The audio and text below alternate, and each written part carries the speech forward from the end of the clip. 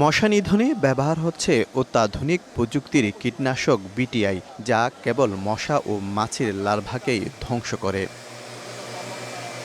বিশ্ব মশা দিবসে মাসব্যাপী ক্রাশ প্রোগ্রাম চালু করেছে চট্টগ্রাম সিটি কর্পোরেশন। বৃহস্পতিবার সকালে নগরীর ফিরিঙ্গি বাজারের পাথরঘাটা থেকে শুরু হয় এই কার্যক্রম।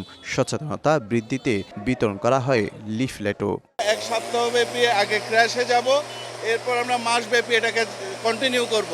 নগরীর কোতোয়ালি, বন্দর, বায়েজিদ ও হালিশহর সহ ডেঙ্গুর ৮টি রেড জোন চিহ্নিত করে মশক নিধনে কাজ করছে প্রশিক্ষিত ৬০ জন কর্মী। প্রতিটি ওয়ার্ডে রয়েছে ৩০ জন রেড ক্রিসেন্টের স্বেচ্ছাসেবক। এই ওষুধটা আমরা বেশ ইফেক্টিভ হিসাবে আমরা পেয়েছি।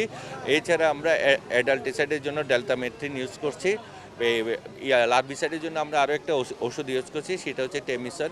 এখন এইটা দিয়ে আমরা এখন একটা ক্রাশ প্রোগ্রাম শুরু করেছি। ডেঙ্গুর যে প্রভাব বিস্তার যেন না করে, যে কিভাবে এটাকে আরও বেশি কমিয়ে রাখা যায়, এই যে আমরা লিফলেট বিতরণ করবো, তাদের মধ্যে অ্যাওয়ারনেস প্রোগ্রাম করবো প্রত্যেকটা স্কুলে। করোনা বা যে কোনো ভাইরাসের এগেইনস্টে ফাইট মানি ব্যাকট্রলের লেফট রাইট। গত বছরের এই সময়ে চট্টগ্রামে ডেঙ্গুতে ৭৫০ আক্রান্ত ও ৮ জনের মৃত্যু হয়। তবে চলতি মৌসুমে এখন পর্যন্ত ডেঙ্গু চিকিৎসা নিয়েছেন ৫৫০।